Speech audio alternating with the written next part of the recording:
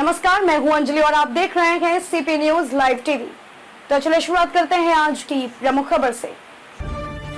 आज हमारे साथ स्टूडियो में मौजूद हैं अंबुज कुमार श्रीवास्तव जी, जो उच्च न्यायालय में प्रैक्टिस करते हैं। आज हम लोग विशेष मुद्दे पे चर्चा करेंगे।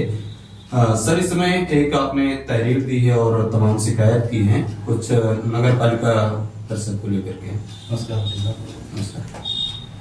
मैंने शिकायत दर्ज कराई कि नगर पंचायत टिकैत नगर की जी, जो पैसा आया था सरकारी धन 5 मार्च 2019 को बजट आया था जी, 107 पॉइंट समथिंग लाख रुपए आया था मैरिज हॉल के लिए जी, और 90 लाख रुपए आया था सामुदायिक केंद्र के लिए जी। तो नगर पंचायत अध्यक्ष श्री जगदीश गुप्ता और तत्कालीन अधिशासी अधिकारी और अन्य जिम्मेदार अधिकारियों ने जी बगैर भवन निर्माण कराए ही 197 लाख रुपए का गबन कर लिया। जी।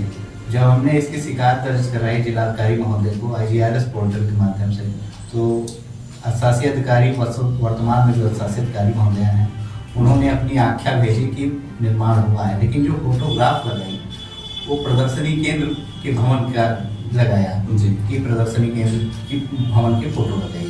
उसी भवन की फोटो उन्होंने हमारी PIL में हाईकोर्ट में दाखिल की है कि ये प्रदर्शनी केंद्र है, उसी को अब मैरिज हॉल बता रही है। ना तो इनके द्वारा भवन का निर्माण कराया गया, बगैर भवन निर्माण कराए गए 197 लाख रुपए का सरकारी धन का गबन किया गया। 41.80 लाख रुपए अंत्योष्ठी स्थल के लिए आया था, जिन्होंने विभिन्न चेकों के माध्यम से ठेकेदारों से मिलकर फर्जी कूट रचित दस्तावेज बनाकर आपस में साझ करके लगभग 26 लाख रुपए शासनादेश की शर्तों का उल्लंघन करते हुए गबन कर लिया।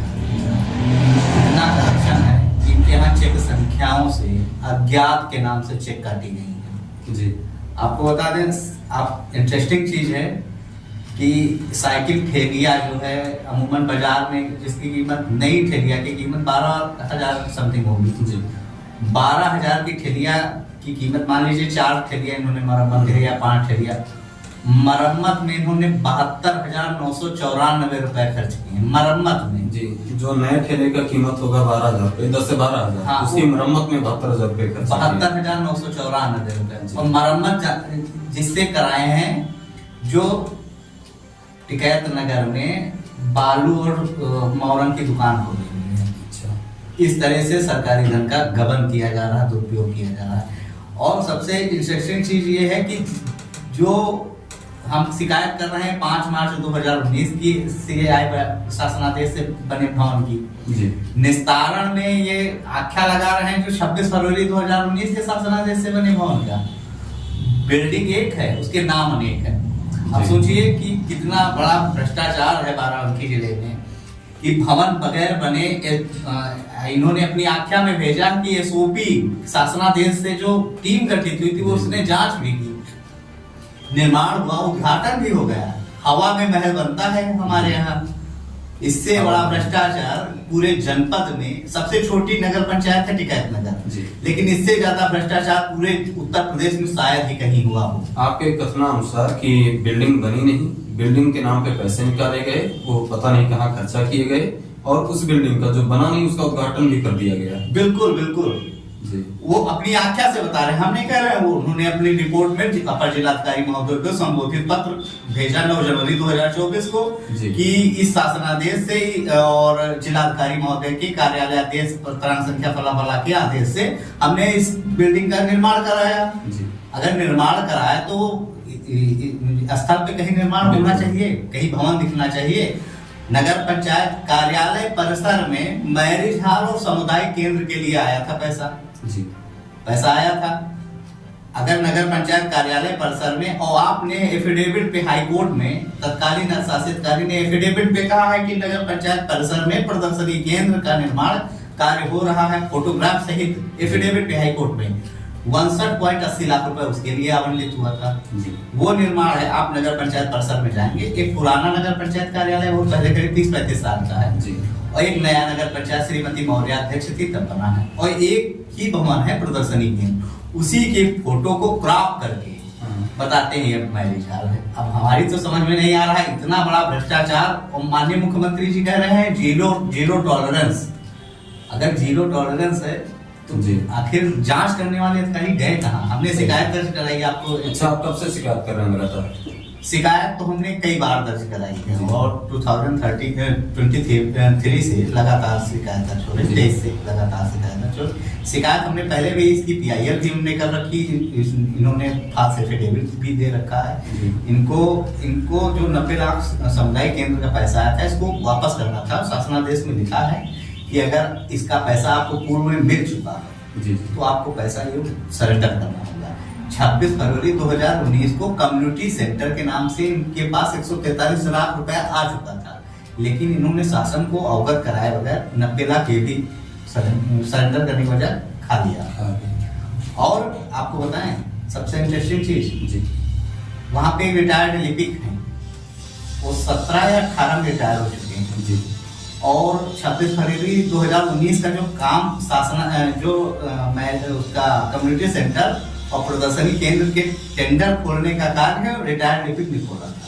अच्छा। शासनादेश को बिल्कुल दरकिनार कर रखे हैं और कहते हैं कि हम ईमानदार हैं, जरा सा भी बेईमानी नहीं किए हैं। अगर हमारे ऊपर एक पैसा भी साबित हो जाए कि मैंने भ्रष्टाचार किया है तो हम राजनीति छोड़ देंगे। अरे वो कोई एहसान थोड़ा करेंगे। अगर आप गबन साबित होगा तो हमारा फर्ज है कि आपको जेल में बिठा के आराम देने की हमारी जिम्मेदारी है। भारतीय जनता पार्टी की सरकार है और जिस पर आप आरोप लगा रहे हैं वो भी भारतीय जनता पार्टी के ही चेयरमैन हैं, तो आपको क्या लगता है कि भाजपा इनको सही से न्याय कर पाएगी उनके पर? उम्मीद तो है कि न्याय कर पाएंगी, क्योंकि हमारे गुरु भी डॉक्टर सुब्रमण्यम स्वामी जी भी भाजपा के राज्यसभा सांसद हैं थे और वर्तमान में सदस्य भी हैं भाजपा से। ये अपने पदाधिकारियों को, अपने उच्च अधिकारियों को ये जो है रिपोर्टिंग गलत करते हैं और फर्जी रिपोर्टिंग। हाँ, ये जरूर है कि मामले को दबाने का प्रयास किया जाता है। आपको बता दें कि हमने शिकायत दर्ज कराई, पुलिस अधीक्षक महोदय के समक्ष सारे साक्ष्य, प्रमाणित साक्ष्य लेके गए, उपस्थित हुए कि ये शिकायत है हमारी और आप FIR दर्ज करिए। ललिता कुमारी वर्सेस स्टेट ऑफ यूपी 5 जज का एक है कि गबन, सरकारी धन से गबन संबंधित कोई भी एनी पर्सन, आम आदमी FIR दर्ज करा सकता है। उसी जजमेंट के भरोसे हमने दरखास्त दी। अपर पुलिस अधीक्षक महोदय ने रामसनेही घाट क्षेत्राधिकारी श्री जटाशंकर मिश्रा जी को आदेशित किया कि इस पे अपना जांच रिपोर्ट भेजिए। हमको फोन आया कि आइए अपना बयान अंकित कराइए। हमने बयान अंकित कराया और अपने साक्ष्य प्रस्तुत किए। तो जांच रिपोर्ट बता रहे हैं कि अब हम नहीं कर पा रहे हैं या किसी का उनके ऊपर दबाव आ गया, राजनीतिक दबाव, हाँ यही चीज है, राजनीतिक दबाव के कारण। और एक जांच DM साहब ने भेजी है SDM सिरोही गौसपुर को, वो भी 1 महीने से लंबित है। वो भी स्थलीय निरीक्षण जा पा रहे हैं कि नहीं। हमसे जब भी बयान देने के लिए बुलाया गया या साक्ष्य देने के लिए, हम उपस्थित होकर हमने साक्ष्य और बयान दर्ज करा दिए। अब स्थलीय निरीक्षण किए कि नहीं किए, ये चीज है कि अगर इन्होंने किसी भी अधिकारी ने गलत रिपोर्टिंग किया, गलत साक्ष्य लगाया, तो मैं इसके खिलाफ मैं माननीय लोकायुक्त में भी अपनी याचिका तलवार दाखिल करूंगा। इसके बाद मैं हाईकोर्ट में याचिका दाखिल करूंगा। निष्पक्ष इतने दिनों से जो रिपोर्ट लगाई गई शासन के द्वारा, शासन प्रशासन के द्वारा, तो इसमें क्या लगता है आपको कि ये रिपोर्ट सही लगा रहे हैं या इनको बचाने का प्रयत्न कर रहे हैं? वर्तमान में जिलाधिकारी महोदय जो के विषय में सुना है कि बहुत ईमानदार हैं और निर्भीक हैं, राजनीतिक दबाव को बिल्कुल दरकिनार रखते हैं और अगर शिकायत सही पाते हैं तो करते हैं। हमारी शिकायत पे उन्होंने कमेटी भी गठित की है। एक ही परिवार को, आपको एक चीज बताएं, एक ही परिवार में 3 फर्म बने और पूरे जिले का कार्य एक ही परिवार को दिया जाता है। जितनी नगर पंचायतें हैं उनमें एक ही परिवार को कार्य दिया जाता है और मिसमैनेज अब वहाँ पे ठेके चल रहे हैं, कार्य कागज पे हो रहा है। तो उम्मीद तो है कि हो जाएगा। मैंने जो पूछा आपसे उसका सही जवाब नहीं दिया। मैंने ये पूछा कि अभी तक जो रिपोर्ट लगाई गई है उस रिपोर्ट को आपने पढ़ा होगा, उस रिपोर्ट के अनुसार क्या लगता है कि ये सही रिपोर्ट लगाई जा रही है या घुमाई जा रही है? नहीं, रिपोर्ट के हिसाब से तो बिल्कुल शासनादेश के विपरीत रिपोर्ट लगाई जा रही। शासनादेश में है कि जिसकी शिकायत की जाएगी उसे एक उच्च अधिकारी से जांच कराई जाएगी। बिल्कुल सही। लेकिन अगर आपने बाराबंकी जिले की विशेषता हम बता दें, अगर आपने शिकायत दर्ज कराई कि तहसीलदार की मान लीजिए शिकायत दर्ज कराई, तो उसकी जांच लेखपाल से कराते हैं। आप ये बताइए, लेखपाल तो दबाव में रहेगा ही रहेगा। वही स्थिति है कि हमने अधिशासी अधिकारी और चेयरमैन की मैंने शिकायत दर्ज कराई, तत्कालीन अधिशासी अधिकारी, अब उसी अधिशासी अधिकारी की रिपोर्ट पे इन्होंने शिकायत निषेधित की। क्या संभव है कि जिसके अंडर में अधिशासी अधिकारी वो सही रिपोर्टिंग कर पाएगा अपने अध्यक्ष के खिलाफ कि इन्होंने पैसा गबन किया है या हमसे पूर्व जो अधिशासी अधिकारी थी इन्होंने ऐसा ऐसा किया है? ऐसा संभव है? बिल्कुल नहीं। इनको उच्च स्तरीय टीम गठित करके वहां पे ये चेयरमैन, नगर पंचायत अध्यक्ष और अधिशासी अधिकारी के लिए एक शासनादेश है इनके लिए जांच के लिए कि जिला स्तर से टीम गठित कराकर जांच रिपोर्ट शासन को प्रस्तुत करते हुए, क्योंकि गबन का मामला है तो एफआईआर दर्ज कराते हुए जिलाधिकारी की जिम्मेवारी है कि सरकारी धन से संबंधित है तो एफआईआर दर्ज कराते हुए शासन को रिपोर्ट करें कि इन्होंने इतना सरकारी धन का गबन किया है। प्रिवेंशन ऑफ करप्शन एक्ट 1319 में स्पष्ट है कि अगर सरकारी धन से संबंधित मामला तो आप एफआईआर दर्ज कराइए। सर, जैसे आपने अभी थोड़ी देर पहले अपने कथन में कहा कि ये जो साइकिल वाली ठेला होता है, रिक्शा होता है, इसका आपके पास कोई साक्ष्य है? बिल्कुल, बगैर साक्ष्य के और प्रमाण के मैं कोई भी बात नहीं करता हूँ। अगर मेरी शिकायत गलत है तो अध्यक्ष जी है, हम तो बिल्कुल डंके की चोट पे कह रहे हैं, अगर कोई शिकायत हमारी गलत है तो हमारे खिलाफ शिकायत दर्ज करा देंगे, हमने फर्जी शिकायत की है जी। मानहानि का मुकदमा, मानहानि का मुकदमा दर्ज करा दें, या इस समय सत्ता में है और अपने आप को बचाने के लिए मंत्री जी के और माननीय लोगों के पीछे पीछे फोटो भी खिंचाते हैं कि अधिकारी जांच न करें। हर मंच पे बैठते हैं बगल में जाके कि अधिकारी दबाव में रहें, जांच न करें, और इसी दबाव में क्षेत्राधिकारी महोदय आ भी गए जी। यही चीज मैंने थोड़ी देर पहले आपसे इसी दबाव में, तब आपने सही जवाब नहीं दिया। इसी दबाव में क्षेत्राधिकारी राम स्नेही घाट जी जी और टिकैत नगर थानाध्यक्ष सोनकर जी और एक उप निरीक्षक हैं पटेल, उनको जांच मिली, उन्होंने फर्जी रिपोर्टिंग करके भेज दिया। एक रिपोर्ट अधिशासी अधिकारी ने उस पे लगाया, उस पे हम नोटिस देते रहे हमको कि आपने किस आधार पे ये रिपोर्टिंग की है जी। अगर आप, सबसे बड़ी चीज है इन लोगों की कि आप भ्रष्टाचार के खिलाफ अगर शिकायत कर रहे हैं तो ये आपको बदनाम करने का प्रयास करेंगे जी। हम कह रहे हैं हम गलत हैं या सही हैं या कैसे हैं, आप मेरी शिकायतों का आपने संज्ञान लेके जांच क्या कराई? जांच, अगर शिकायत मेरी गलत हो तो आप हमको बताइए, हमको नोटिस तो जारी करिए, कुछ बताइए। कोई फैन तो है नहीं कि रात में उन्होंने बांधा और सुबह बता देंगे कि ये निर्माण हुआ है। सरकारी भवन 2 भवन है और नगर पंचायत परिसर में वर्तमान समय में 2019 से सिर्फ 2 ही भवन बने हैं। एक कम्युनिटी सेंटर के नाम पे जो पैसा आया था उसका उन्होंने व्यवसायिक दुकान बना दिया और प्रदर्शनी केंद्र, ये 26 फरवरी 2019 के शासनादेश से है। और 5 मार्च 2019 के शासनादेश से जो 197 लाख रुपया आया था वो हवा में महल बना था। आपने कहानियों में सुना होगा कि हवा महल बनते हैं, वैसे बाराबंकी में हवा में महल बना। अधिकारियों ने जांच किया और जिम्मेदार मानियों ने उसका उद्घाटन भी किया है। अब पेपर की कटिंग पुरानी ढूंढेंगे तो उसमें निकला भी था कि आए थे और उद्घाटन किए और चले गए। किस भवन का उद्घाटन किए ये तो ईश्वर ही जाने जी। ठीक है, आपने इतना प्रयत्न किया, मेहनत किया, बाय द वे सही न्याय आपको नहीं मिलता है, कार्रवाई नहीं होती है आपके तहरीर पे, फिर आगे क्या करेंगे? तो अधिवक्ता है हम लोगों के लिए तो सीधी चीज है, लोकायुक्त या माननीय उच्च न्यायालय या सिविल कोर्ट 156 जी। ऐसे तो बाराबंकी में फिर तमाम प्रकरण होंगे। आज तो ये हमने सतरिक नगर पंचायत ने शिकायत दर्ज कराई, 8 अवैध कर्मचारी पाए गए और करीब 10 लाख का शिष्टाचार व्यय के नाम पर पैसा गबन पाया गया। लॉजिकल इंड तक मैंने पहुंचाया, तत्कालीन चेयरमैन का सीज हुआ। ये है कि हमारे यहाँ का न्याय प्रणाली एक्यूज को भी पूरे अवसर दिए जाते हैं। हमने जांच कराई, जांच में आरोप सही पाए गए और माननीय उच्च न्यायालय के आदेश पर ही जांच हुआ था। उन्होंने वहां पे चूंकि सर्विस मैटर में कंप्लेनेंट के राइट बहुत सीमित होते हैं, वहां पे जाके चेयरमैन ने ही नियुक्ति की थी और चेयरमैन की ही अधिवक्ता वहां पे अपोजिट में है। दोनों लोग आपस में मिलकर गलत कोर्ट को मिसलीड करके स्टेटस को उपार दिया है। उसमें भी हमने प्रयास किया है। हो सकता है आने वाले चीफ जस्टिस के सामने या कहीं एक रिट फाइल करेंगे कि इन्होंने मिसलीड करके कोर्ट से स्टे, और हमारी ही पिटीशन, हमारी ही शिकायत पे कई जांचें और हुई हैं। आपको और चीज बता दें, पूर्वांचल एक्सप्रेस में कई करोड़ का गबन हुआ है बाराबंकी जनपद में, उसकी भी हमने शिकायत दर्ज करे, सीबीआई से हमने मांगी, तो उस समय जिलाधिकारी महोदय थे, उन्होंने मामले को दबा दिया था, लेकिन याचिका दाखिल करेंगे। देखिए, भ्रष्टाचार के खिलाफ हर नागरिक का, हर व्यक्ति की जिम्मेदारी है। सही है। ऐसा नहीं है कि आप रामायण की चौपाई में चले जाएं, को होए हमें कहानी चीज छोड़ का हो गए रानी, ये दिमाग से हटा दीजिए।